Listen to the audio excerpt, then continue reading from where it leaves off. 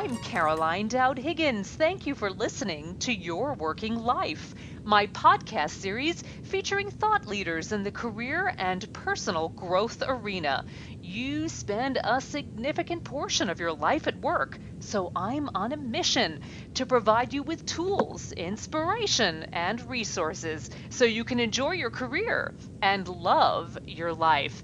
And I'm delighted to welcome my very special guest to the show. Jovi Umawing is with me, and she's actually tuning in from the Philippines today. So, Jovi, thank you so much. It is early where you are, and I'm just so honored that you're with me. Hello, Caroline. Thank you for having me. It's a pleasure. You're welcome, and I want to tell our listening audience all about you. Jovi Umawing is a malware intelligence analyst at Malwarebytes Labs, where she researches and blogs about online threats, scammers, email spam, phishing, and social media and gaming threats.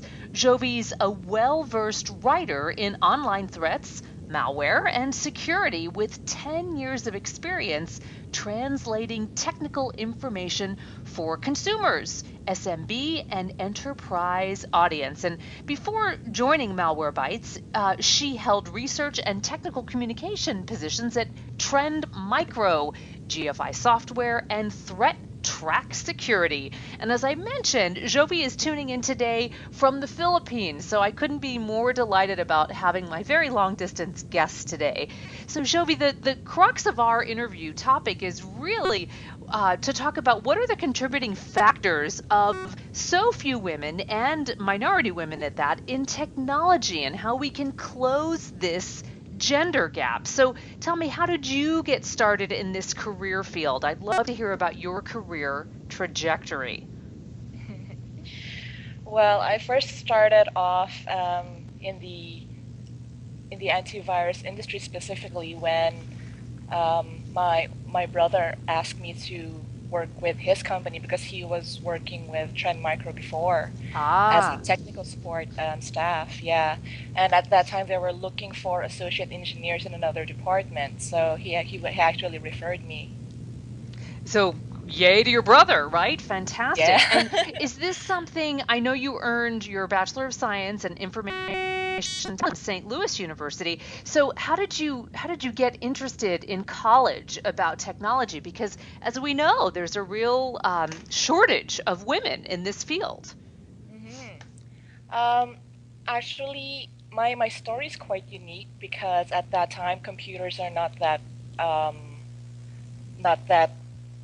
far and reaching yet, especially the internet. So I looked for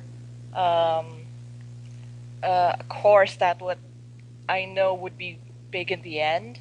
Yeah. Like technology, and it's actually competing with nursing at that time. So, and I had a fear with blood and stuff when I was younger. So medical school was out, right?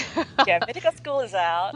So I selected this, just new course at that time as well. I also belonged to an experimental batch in college because they were transitioning from computer science to information technology. Right. Yeah. And Jovi, did your family support you in your passion for technology? Is it something that you had that support and endorsement from the family that was saying, yes, go for it?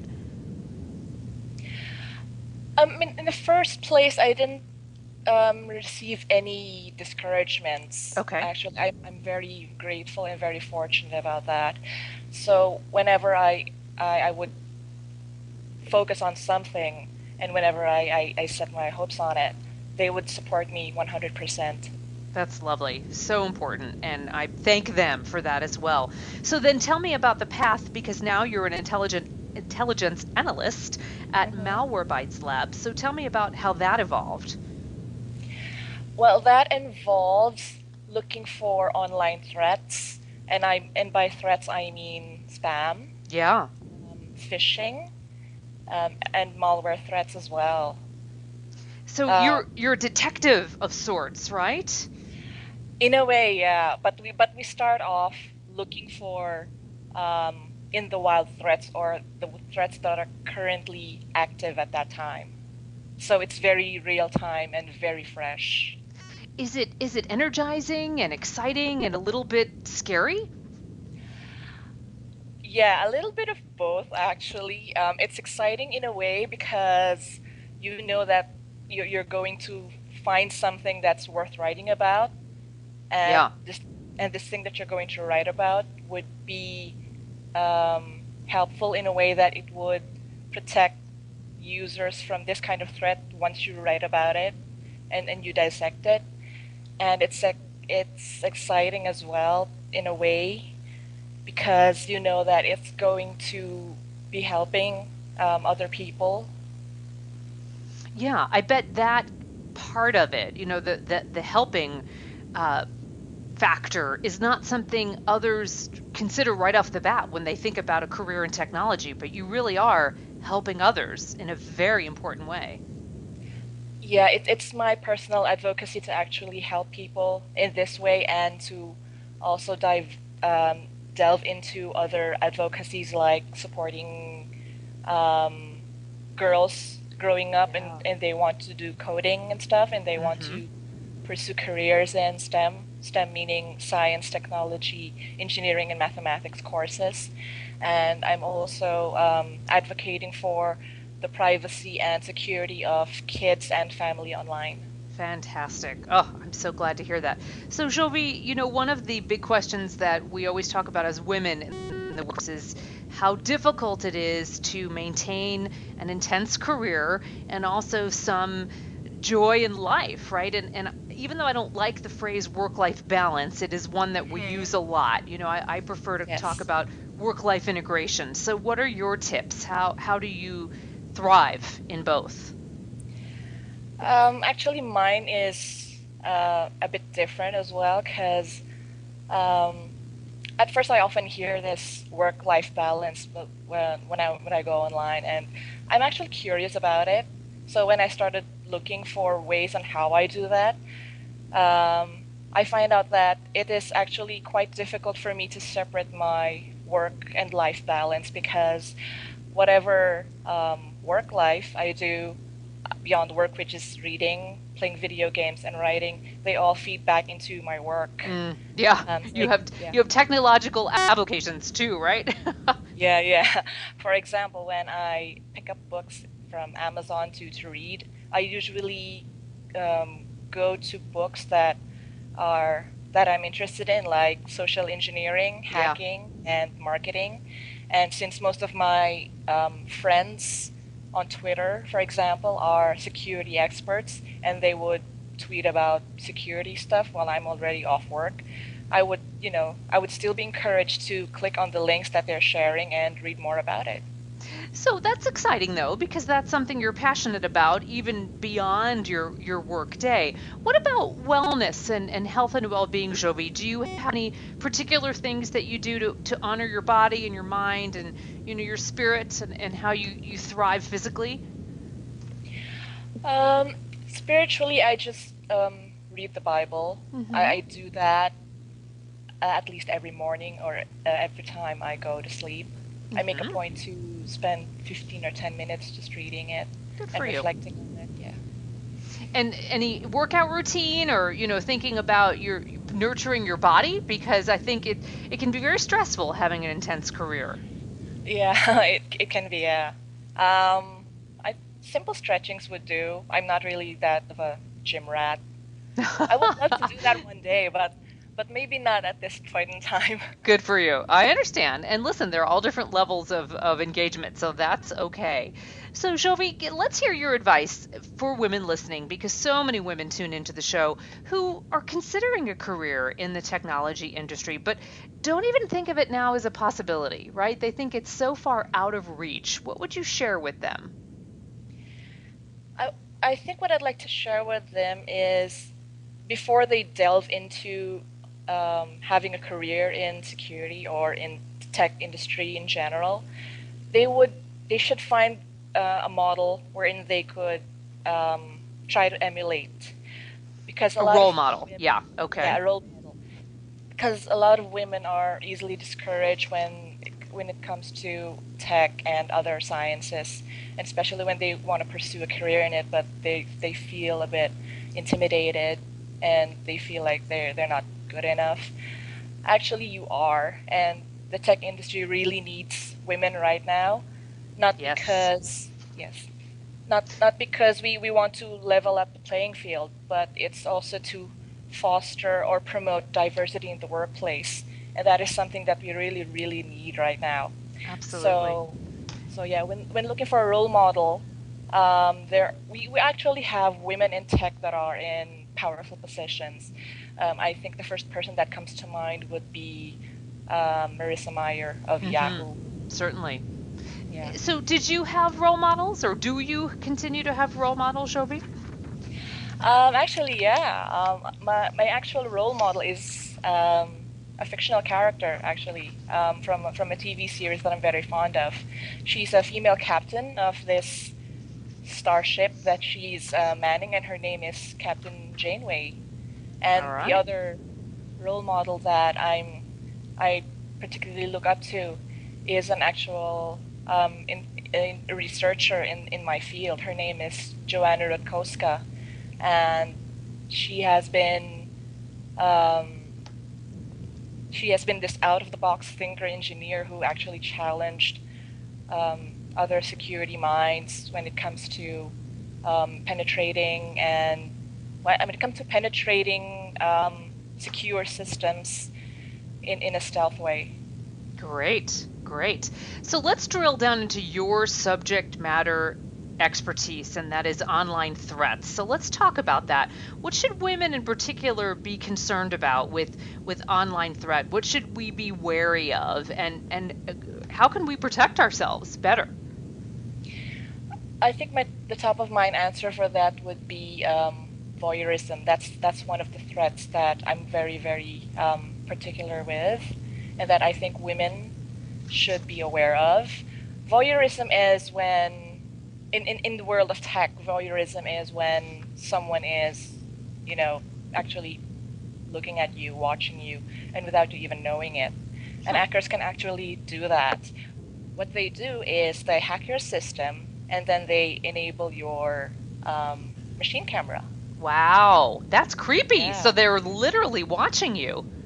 Yeah, and you don't know it. And there are some machines that have this little light beside their camera. Yeah. If it's lighted, it means that it's rolling. Ugh. But yeah, but what hackers do is that sometimes they disable that light, so you wouldn't know that You someone know, is actually looking at you. I think of people with a high profile, and with all due humility, I think of me, because I've got a social media presence, I've got a website, I speak around the world. So you just made me feel very vulnerable. How can I protect myself, Joby? First and foremost, how you can protect yourself with this particular threat is to just put something over your camera when you're not using it. Okay, okay, Yeah. so very simple and low tech, cover the camera. Yeah, yeah. Wow. And Interesting. That never occurred to me that people were literally, when you said voyeurism, I wasn't sure if that was a metaphor, but no, it's literal. it is literal, yes. Wow. Wow. What other things should we be wary of? I think women are affected by the basic, threats that we find around. So, in order to protect yourselves from those basic threats, you need to make sure that your passwords are complicated enough Yeah, that for they can't hackers be to, hacked. yeah, Yeah. that they can't be broken into, and avoid using the same passwords when you're accessing your different accounts online, bank, social media, whatever else. Wow. Yeah. And So, please go yeah. ahead. And lastly, avoid clicking links on emails that may have come to your inbox that are quite suspicious, That you really. don't recognize. Yeah, yeah. So, are there scary things that haven't surfaced yet that are coming that you are preparing for? Not to be alarmist, but obviously your job is to be ready in advance for these hmm kinds of threats. So, what should we be thinking of down the road, maybe next year? I think phishing is still a big thing next year and years to come. Phishing means that it's a method wherein hackers would lure someone into doing something. For example, click a link, like I mentioned earlier in emails, and the email is usually the avenue that hackers use um, when they start off with their phishing campaign. And usually these mails don't look any different from the legitimate emails that they receive, for example, from a certain bank. And they would, and a lot of people actually click on the link, Yeah, which, yeah, which is and not good. Right. which is really not good. So, yeah, I think we should continue to watch out for that one. And it pays to have protection when you're browsing websites online. There are a number of antivirus products there that comes with malware detection and spam filtering as well. So you may have to or opt to use one of those because those also have a built-in website blocking feature Got that it. in case you click on a malicious link or a suspicious link, it will automatically block you from accessing that website. Wow. Wow. So, Jovi, as we wrap up, I'd love to toggle back to issues that women face in the workplace. And it's not just women in tech, any professional woman in the career space. What do you think some of the biggest issues are for women and yourself working today? I think the biggest issue when it comes to women who want to pursue careers or education in STEM is lack of confidence in ourselves. I think we're caught up in this mentality that we're not good enough when it comes to the technology field, but we are. And if you still want to pursue a career and you think you're not technical enough, that's fine as well, because there are a lot of job opportunities for non-techie people in the tech industry. I actually know a lot of people who graduated from journalism, web design, art, marketing, and business management, and they hold high positions in tech businesses.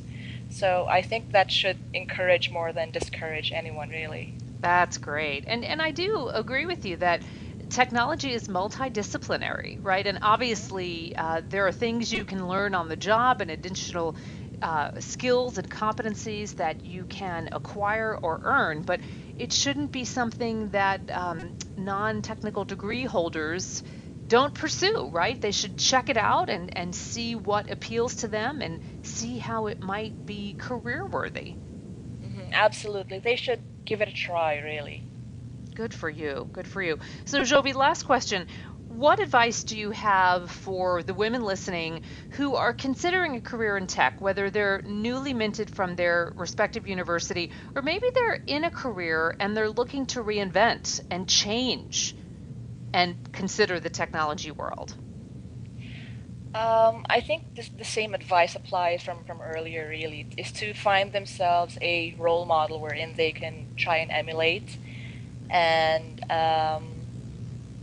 and from there, they should they should be willing to learn what it is they need to learn in the industry because me as a writer, I started off with, although I'm a graduate, I started off learning the works of the products of the companies I work with, and I eventually write about them.